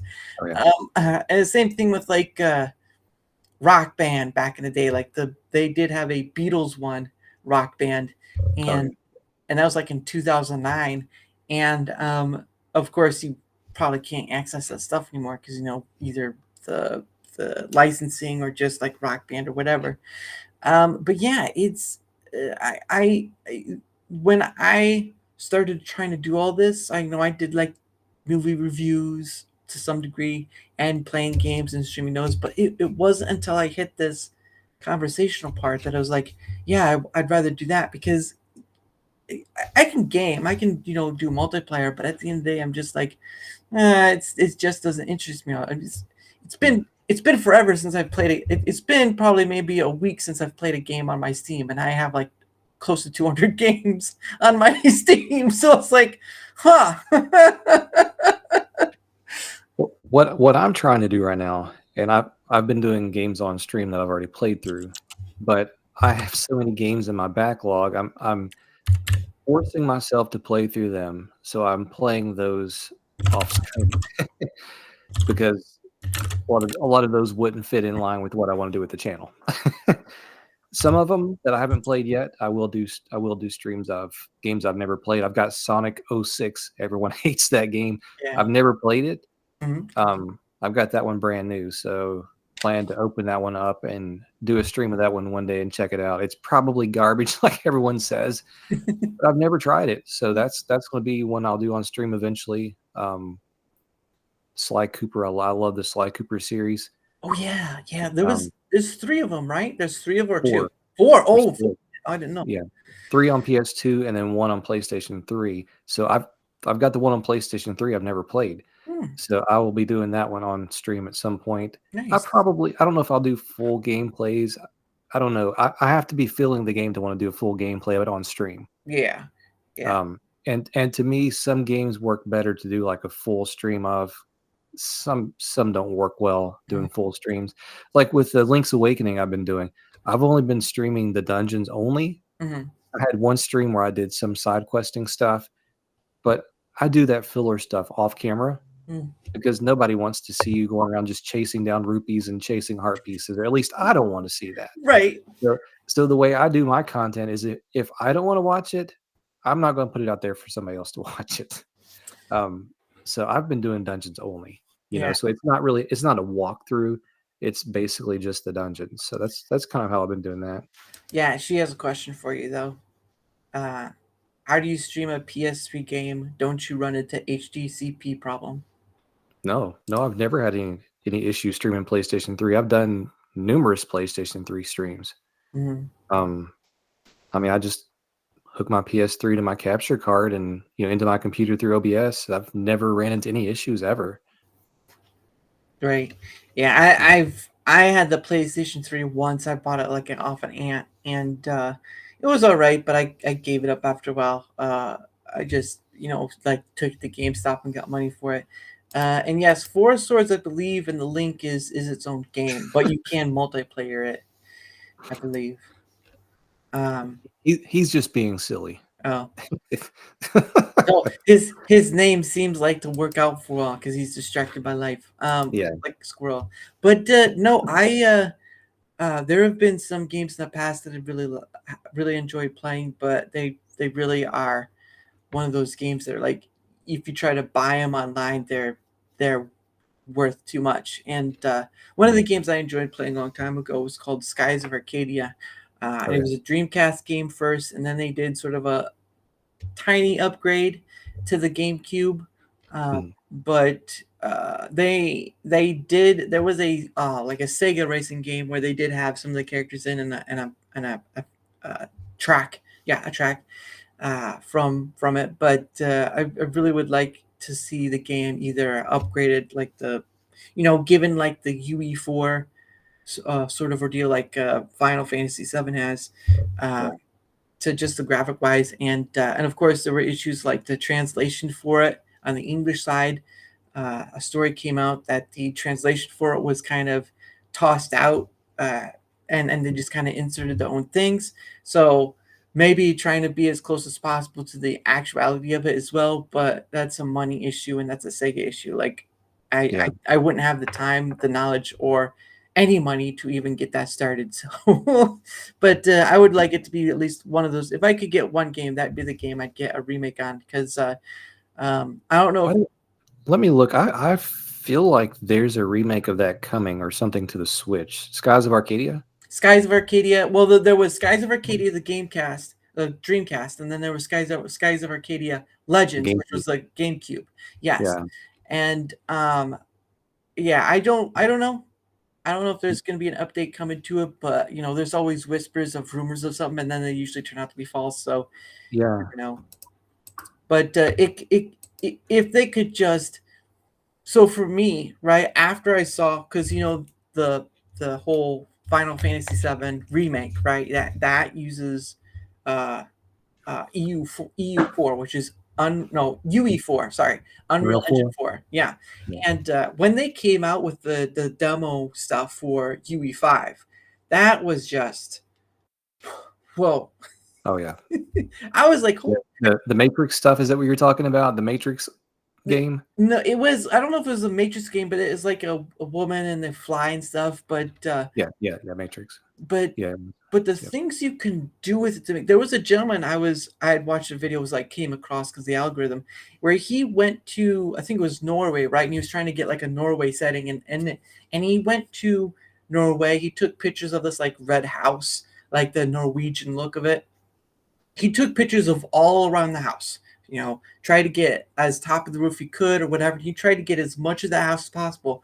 And the thing of it was, in Unreal Engine, you could compile all those pictures, right, to make a 3D model out of it. It wasn't perfect. He still had to go and he still had to edit and make it look good, but he was able to make this. I wish I could show up, but copyright stuff. But it was just fantastic of what you could do with Unreal Engine, and it's just a very realism sort of thing. And of course the the effects, like the water, how the water moves and all that stuff. It's just, it's unbelievable. The luminosity was part of it as well. I think it was part of the update. But yeah, if the Skies of Arcadia game could get a UE4 upgrade, I would greatly appreciate that. Yeah. I would. And there's some games like that to me, there's no logic in the ones that they choose to remaster or remake. Mm-hmm. Or at least sometimes I feel like there's not. Yeah. Because they'll come out with one that's like, why did you of all games that you got, why pick this one? There's so many other ones. Like, why do this? Like, and Nintendo does some odd ones like that sometimes. Yeah. Like, they did a remaster of Ocarina of Time, which is most people's favorite Zelda game of all time. Yeah. They did that and Majora's Mask on 3DS. Mm-hmm. They're fantastic remakes, but you can only play them on 3DS. They should have at some point, and I was thinking about this the other day. I don't know if they could actually like re-release them on Switch. They could have very easily done it on the Wii U, because the 3DS had 2 screens. Yeah, they could have very easily done this on the Wii U, but now I don't know. They would have to tweak a lot. Like they would have to make a lot of changes. Yeah. Again, it's games like those. Like, you couldn't. It would cost a lot to upgrade for each system, but if you could do it to the point where it could wait a few systems more, right? Because technology is always upgrading. Of course, you have the advent of, the machine learning and all this stuff. The AI stuff, where that could possibly help out in the future with that. But it's just like, it's a very frustrating thing when you have a game you'd like to see remade. And of course usually it's a money thing, it's a time thing. They're always trying to make these games in order to keep the money flowing, and if they go back to this game and they don't make enough money, it'll be like a failed cause, whatever. But and of course it's an IP thing as well, where you're not going to get any hands-on to that coding at all, especially for a Nintendo game. But I do think it's sort of like it would be nice if you had a game you would like remade. Which one would you choose? The Ocarina one or what? No. Geez, I hadn't really thought about that. Because most of the ones that I like have been remade at some point. Mhm.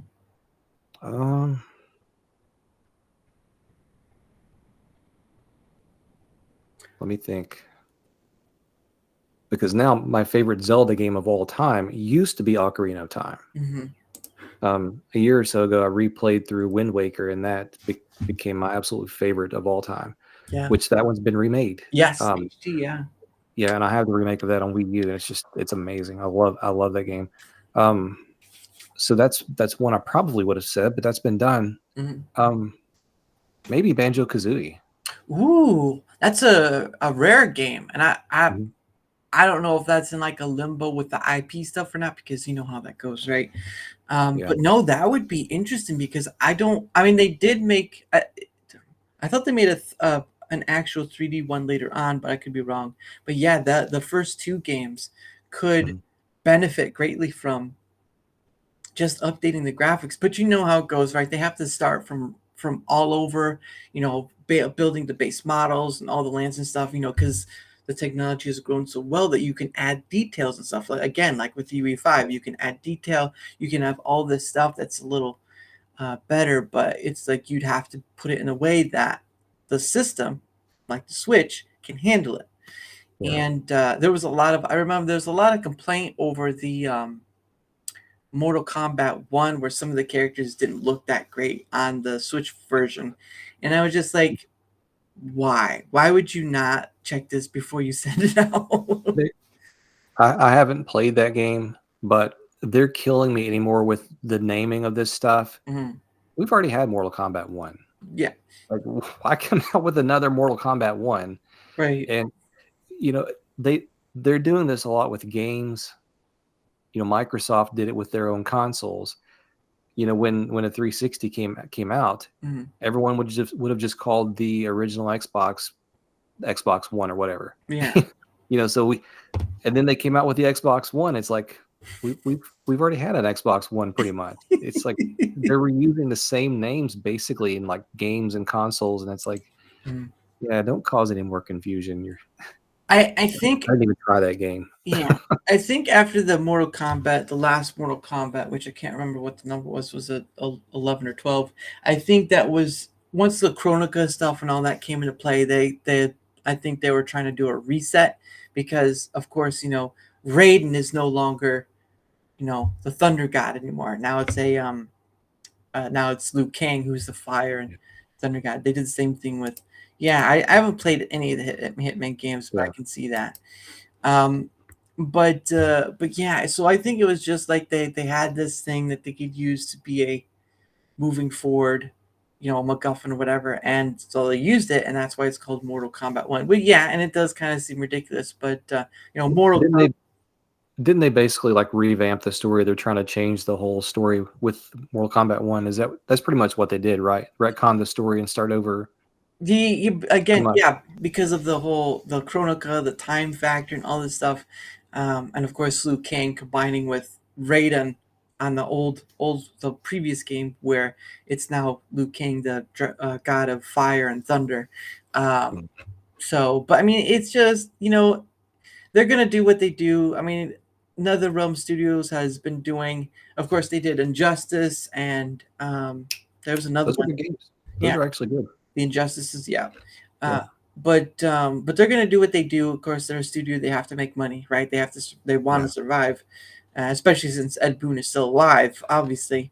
But I do think there's a point where gaming places or studios, they do have a lot of people, sure, whatever, but there's been a lot of again with the advancement of technology, you have a lot of people who are singular building indie games and putting them on Steam.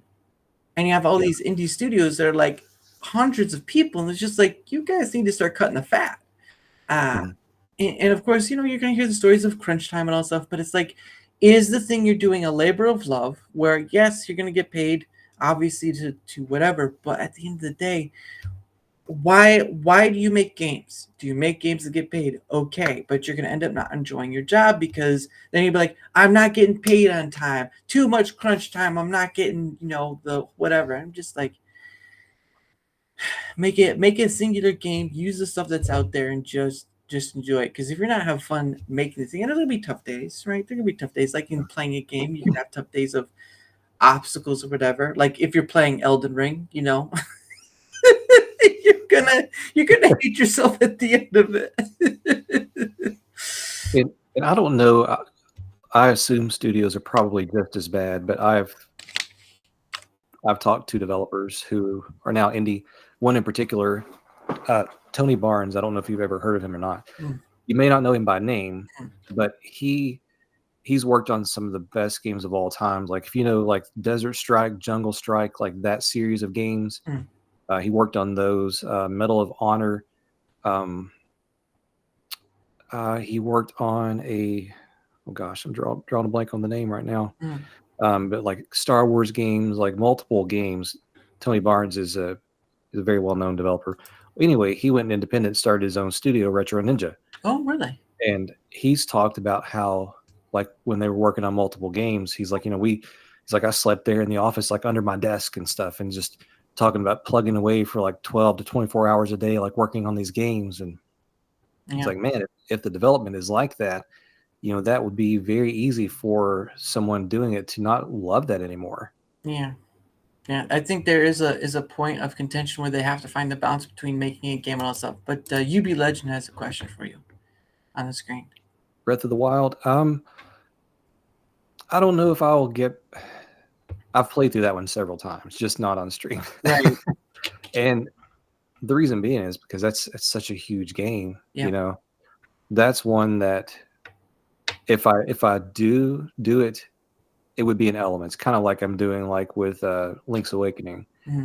But there's only the 4 divine beasts, so I wouldn't do just that because that wouldn't be too much. So there would be certain elements if I did do that. But for me right now, eventually I'm going to get back to Tears of the Kingdom.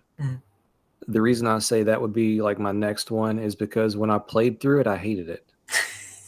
Yeah, I absolutely hated it. Like from the get-go, because I don't like games where you have to do any sort of building or anything like that. And I don't know if have you played Tears of the Kingdom? I don't have a Switch, so no, I have not. Okay. I did play the first one, the first Breath. I did play the Breath of the Wild, but at a certain point, I had to kind of give up my Switch because one, I have Steam, so it's like, but I also, because I had an issue, I had to make a financial choice, and I could get money for the Switch, and that could help with something. So stuff happens, but yeah, I did play the first one. I really would like to get a Switch again to play the other games, but it's like I have Steam. I'm barely playing games now. It's just, what would be the point?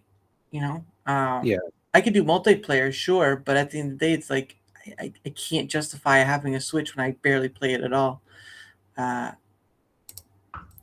Distracted by Life has. I think maybe at some point I did do some of Breath of the Wild on YouTube a while back. I did do parts of Tears of the Kingdom. And like I said, for me with that one, why I didn't like it, there's a lot of forced building mechanics in it. Like the whole game is not that, no. But there's a lot of it that you have to do that. And like I said, I don't like any game like that. I don't like Minecraft or anything where I have to do any sort of thing like that.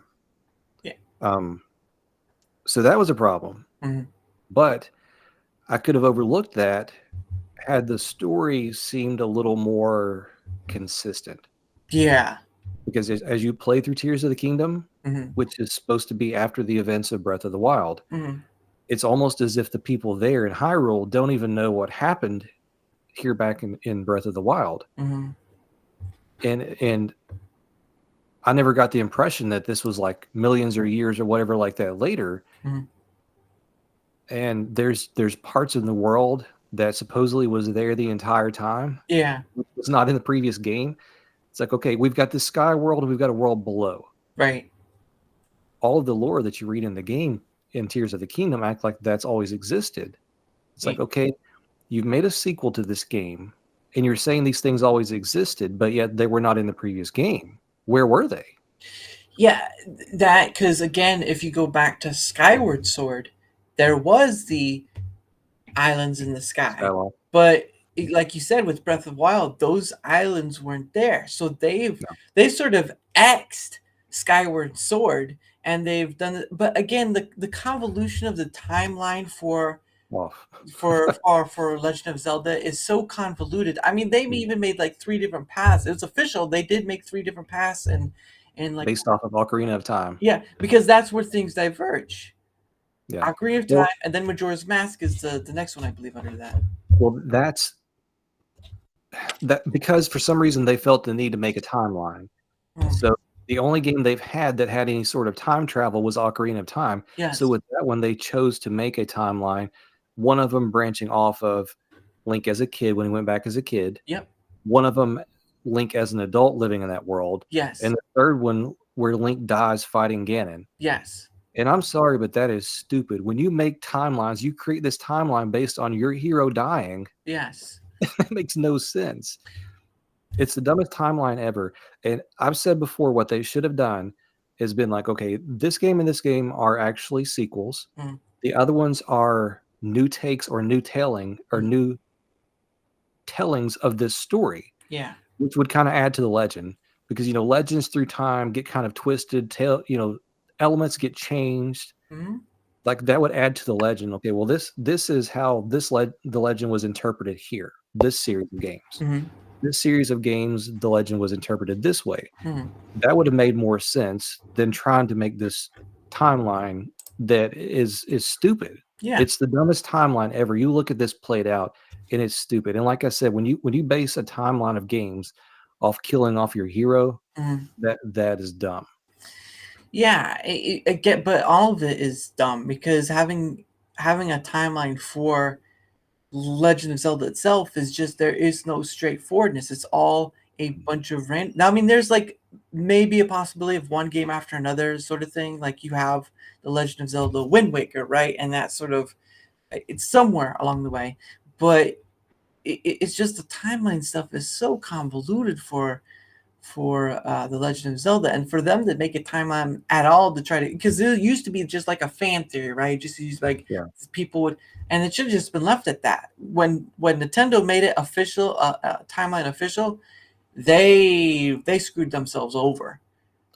Because here's the thing, right? And Ocarina of Time, what is it? It's 3 goddesses, right? You know, Nehru, I can't remember the other ones, and then Furore was one of them. And then you come to Skyward Sword, and then there's one goddess. There's one goddess. And now all it sounds like, but wait, what happened to the 3 prior? Is that still part of the world? What is it? Because I believe Skyward Sword was supposed to be set up as the beginning of all for the Legend of Zelda. Yeah, the prequel story, basically. Yeah, prequel story. But then again, you have this one. Not with Tears of the Kingdom. Is before that. Yeah, and it's just shows stuff before that. Yeah, it just makes the whole thing convoluted. It's just like, guys, just drop the timeline thing, let fans have their thing, and then just keep making Zelda games, because you're never going to make a tangible timeline for Legend of Zelda. There's just no way. The stories are great for the games, because you have the Wind Waker, great story. You have the Ocarina of Time, Majora's Mask, these ones that are sort of individual installments. But when you try to make a timeline of it, it's just, no, you're just screwing yourself. It doesn't work well. Yeah, and that's where I think it would have worked better to have said, like, you know, hey, these, like, Ocarina and Majora's Mask is a true sequel. They probably could have even tied Wind Waker to that, because it actually does reference the Hero of Time. Yes. Talks about some of those events, and the couple ones, Spirit Tracks and Phantom Hourglass, that were on DS. Those Wind Waker. Yeah. So yeah, those could have been tied together. But then you get into like you said, Skyward Sword, Twilight Princess, some of these should have just been their own unique tales. Yes. With A variation of the Legend of Zelda. Yeah. It would have added to it being a Legend of Zelda. That would have made more sense. Yeah. Well, and you think about it, the Twilight Princess was when the Wii came out, so they were showcasing off the Wii technology. So it's like you just made a game to show off the technology, just using Zelda to do it. Of course, then you have the Switch and the games that came with it. At a certain point, it's not the story is just it just doesn't matter anymore. It's just this game was made for object A, and you're just using it as a vehicle to showcase off this stuff. And don't get me wrong, Twilight Princess was great in its own right. It had a great story. It was very long, obviously, but same with the first, the first Breath of the Wild, right? But again, timeline stuff, forget it. It's just doesn't make sense. Yeah, and Breath of the Wild, like it references like the hero of time. It talks about like the flooding, like there's odd things like that. And like I said, with Tears of the Kingdom, I could have overlooked the building elements had the story made more sense. But when you actually encounter some of the people from the previous game and they act as if they don't even know you, it's like you fought by my side and now you kind of seem as if you don't even know me and we fought this war. It's like, what happened? Yeah. So those little story inconsistencies just were a turnoff for me. I played through that game though. I did play through it. I did beat it. It took me about 63 hours. 63 hours of hating every hour. So yeah, I've got to go back. But the reason I did, my wife got it for me. Right. So had I bought it for myself, I probably would have been like, I'm trading this in. This is out of here. Yeah.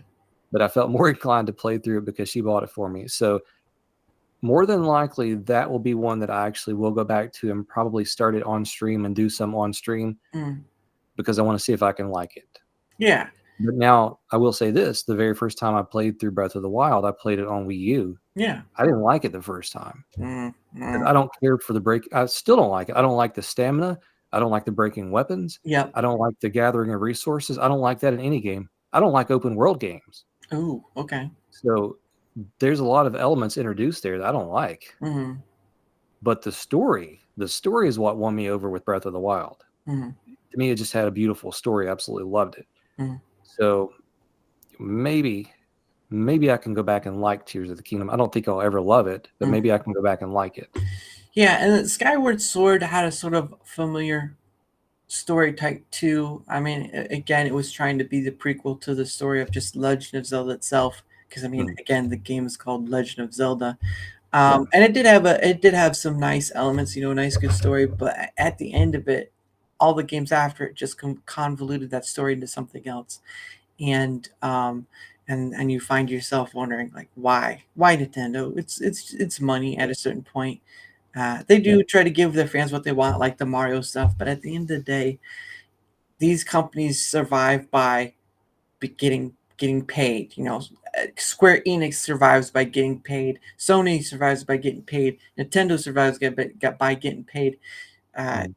They don't get no money. They start slowly ceasing to exist. And when you have these things with people complaining about how certain companies, whatever, going for like the Sweet Baby Inc. thing, I'm sure you heard about it, when they talk about it, sure, but when you keep buying nerd, oh, there he is, Zio Gaming. Hey, Zio, that's the one who was trying to help earlier.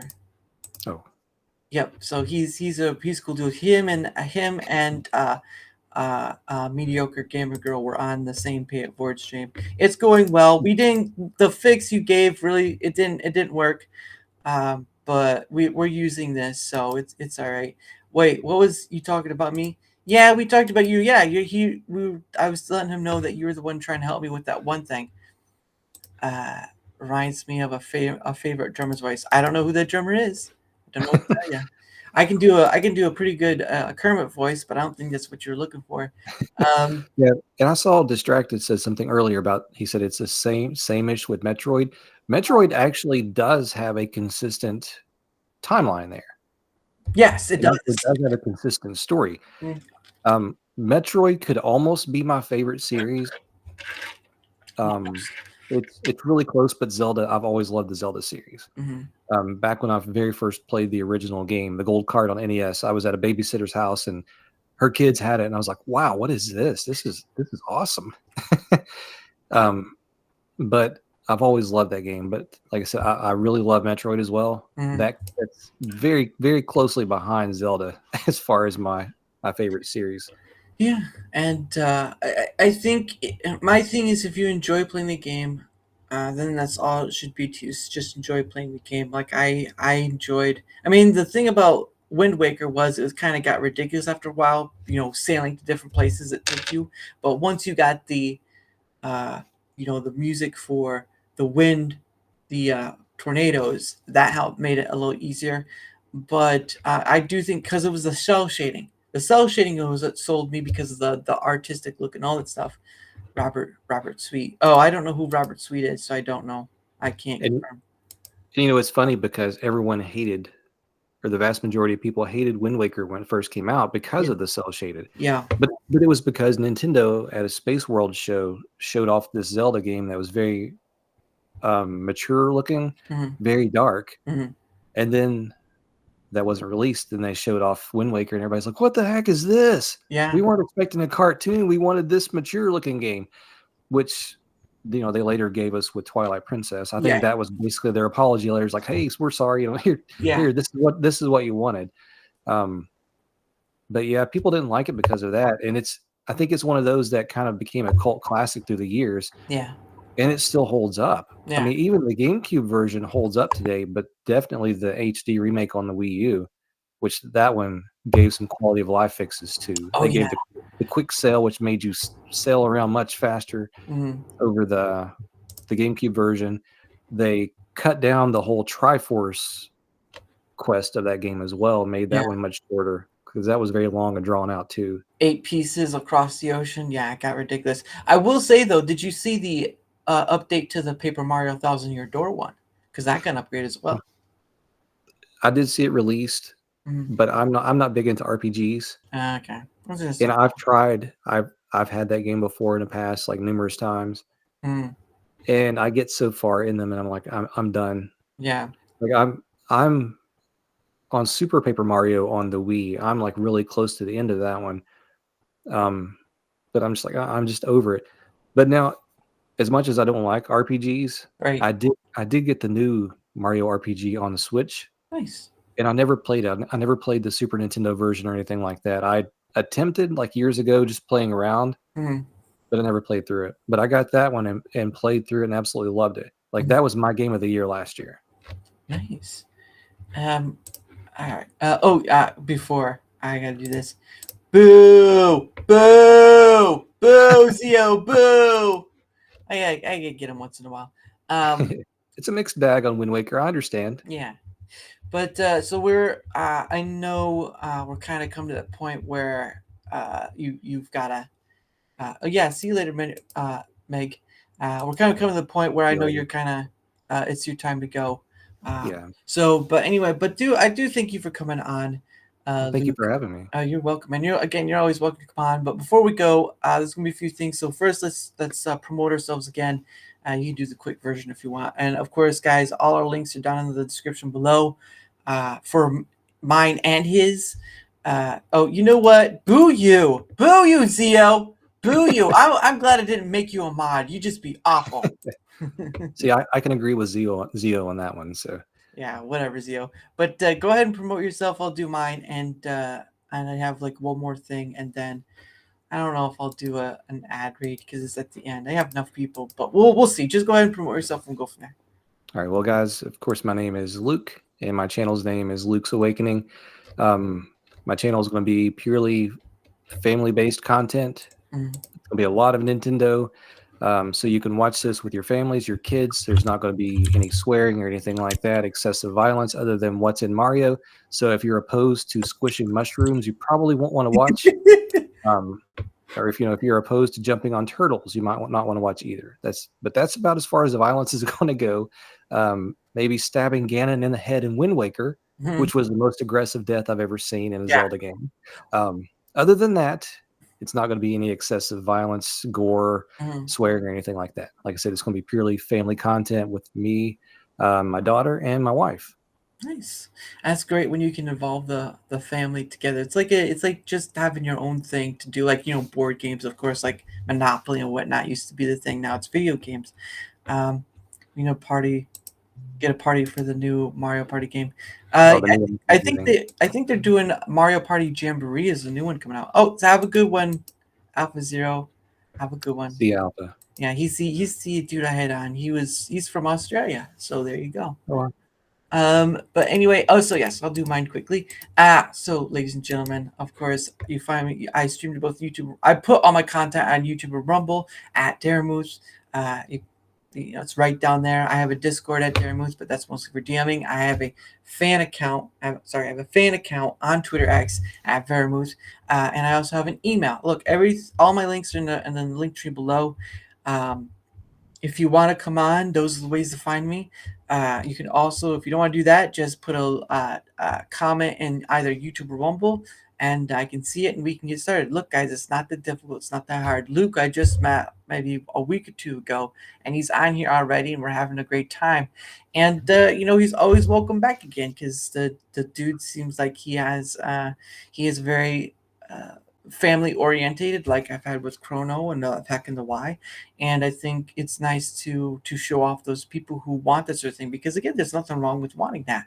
And of course, I'm being covered. But anyway, if you want to come on, just follow the link tree and we can get started, or leave a comment on either YouTube or we'll get started as well. And of course, I got to do the secondary thing, right? So of course, many of you have always heard share, like, and subscribe on the YouTube side. If you've been on the YouTube side, you hear all these content creators say it over and over again in that same form.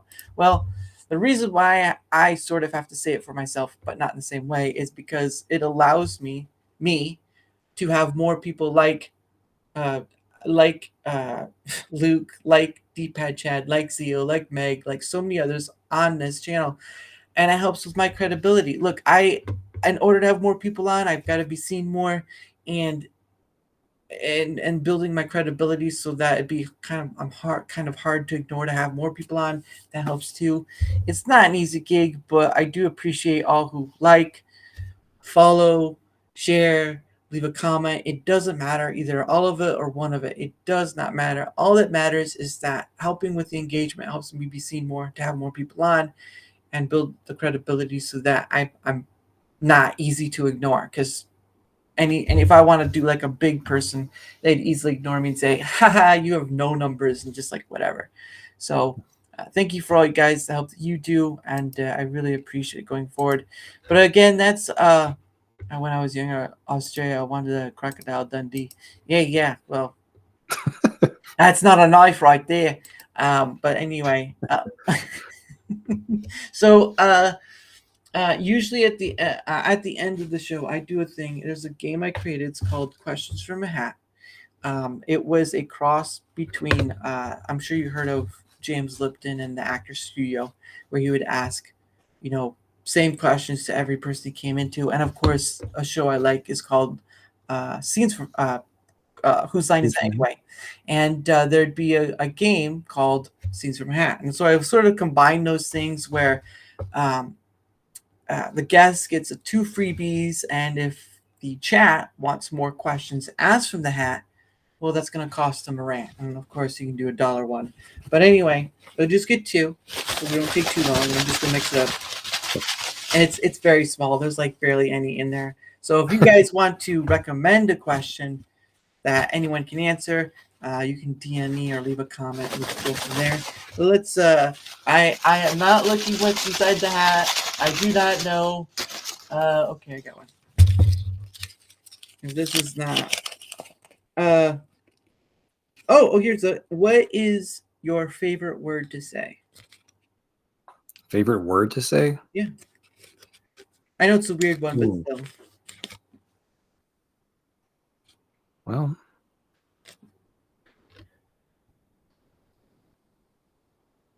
gosh, I don't know.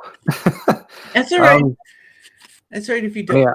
Yeah, I do say gosh a lot. Maybe that. Yeah, that's fine. I mean, whatever you want to choose, to be honest. But I mean, yeah, it's one of those asking questions that people are like, I've never thought of that before. Yeah. So it's okay. So that's one down. That's one down. Makes me mad again.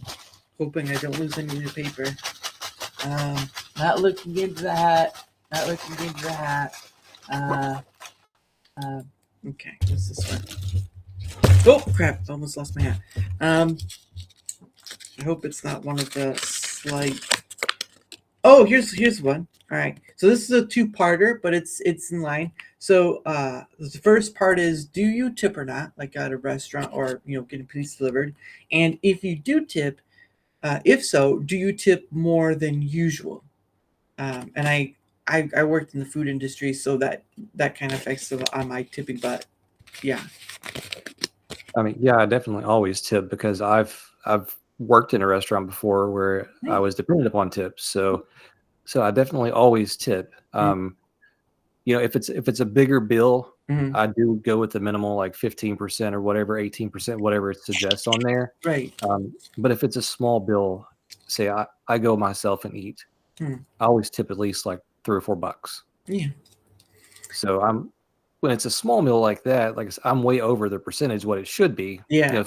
If my ticket is like $11 and I'm giving a tip of $3 or $4, it's way more than the percentage. But like I said, when it's over a certain dollar amount, I give what the suggested is. Yeah, I used to deliver pizza, so I know how that goes, and I usually I if I have enough and I feel generous, I've done like up to $10, but usually it's around 3 or 5, the extra, because nowadays it's like I think there's some places that force, if you have like 8 people or more, that do force the gratuity on you for like 8 or more Yeah. people. But yeah, I do tip more than usual because I've been on that end, and there's some places that don't tip at all. So and sometimes there are like high end colleges, and yeah. Yeah. So I will say this. I'll never forget this. yeah. So there was one time I went to Pizza Hut. It was at lunchtime. Yeah. I think I just got like a personal pan pizza. It was really cheap. Mhm. And I don't know, the lady that was my server, like I don't know, like I kind of connected with her. Like I kind of felt for her. Mhm. Like I could kind of feel like maybe she was like this single mother or something, Mhm. and it wasn't very busy. So I was like, she's not making anything. Mhm. And it came to my mind, it's like, give her $10, Yeah. which I would have normally, like I said, maybe $3 or $4. Yeah. So I gave her a 10 and left. I immediately left there and went to a pet store. Mhm. As soon as I got out of my car, I looked down, there was a $10 bill laying beside my car. Yeah. I was like, well, thank you, Jesus. I was like, you gave me back, you blessed me back with what I just gave her. Yeah. Like that's the way I looked at it. I was like, that was a blessing from God. I blessed her, and then I got blessed back in return. Yeah. So I'll never forget that. It was just, what's the chances, Yeah, I've again. That's why I do the pay it forward thing, is because I know to give without any expectation and something returned can be much more powerful than just like having a some sort of uh, whatever the word is on that matter of fact. And it's like, oh well, I'll give you this, but I expect this in return. It's like, no, that doesn't work out well. And I think you're being called out here, so I want to be Luke work at Hooters. I don't know about that. He doesn't look that kind of guy. I wasn't going to say that was a restaurant I worked at, but he might be onto something. We'll put it that way. I had to quit though because the shorts just didn't look right on me. Guys, I can't do this. They're riding me. Yeah, they tried to get me to shave my legs. I was like, no, I can't do that. I'm not shaving my legs, not for these shorts. So I had to quit. Yeah. Oh, you're not like Luke. You're not like was it Luke Armstrong running for the Tour de France? Got to get that wind speed in. Yep. But no, that's too funny. But I do thank you for coming on, Luke, and you are always welcome to come back whenever. And again, I will try to invite you. So the experiment multi-panel I'm trying to do, I will try to invite you on because of course the Panda can come on that as well. Oh, definitely. Yeah, I want to be on with Panda for sure. Panda is a really great guy, and he's helped. My placeholder video that you saw on Rumble is from his help. So he's a really great guy, and I try to shout him out once in a while. But and like I said earlier, if you don't follow Geek Storian, or if you haven't checked him out, look into him. I think he's one that you would really connect with very well. He's a fantastic guy. I have connected to him, so I think before the last thing I have to do before we go is the person that's coming on tomorrow, and that's tomorrow's Thursday. Today's Wednesday, so tomorrow's Thursday. Yes, tomorrow at 10 p.m. because this is a late one because of the gentleman. Tomorrow at 10 p.m. I will have on a man named Alaska Man Jeff, and he is actually from Alaska.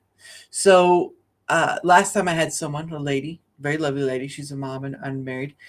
She was from Alaska as well, and so of course the late time is because there are 4-hour time difference between us. You know, because I'm in Eastern, they're over there, whatever the time zone is for Alaska. So 10 p.m. Eastern tomorrow, I will have on Alaska Man Jeff, and it'll be a great time. I met him through my Pay It Forward stream, and you know, I was lucky to have him on. So, but I'm trying to find, because I did connect with Geek Storian. I just can't remember what day he's coming on. I'm going to see if Geek Storian, yes, next Thursday. Next Thursday, Geek Storian is coming on. So that should you'll love him. He's a fantastic guy. Oh yeah, I'm looking forward to. I look forward to all who come on. So, but anyway, guys, thank you for all being here. Again, 10 p.m. Eastern tomorrow, Alaska and Jeff. I know most people will be asleep, and that's what a replay is for. But I hope you'll be able to join me for having maybe an hour or two with them and just having fun. But thank you again, all. And as always, I play out every time. It's a Pogo song, and if you and Pogo's great. He has a lot of stuff on YouTube, and he only has like 2 songs that have explicit, but he's done stuff with, as you saw earlier, with Disney stuff and all that. But this one is called One Day With You by Pogo. Have a great night, guys. And we'll see you tomorrow at 10 p.m. Eastern. Bye. You guys.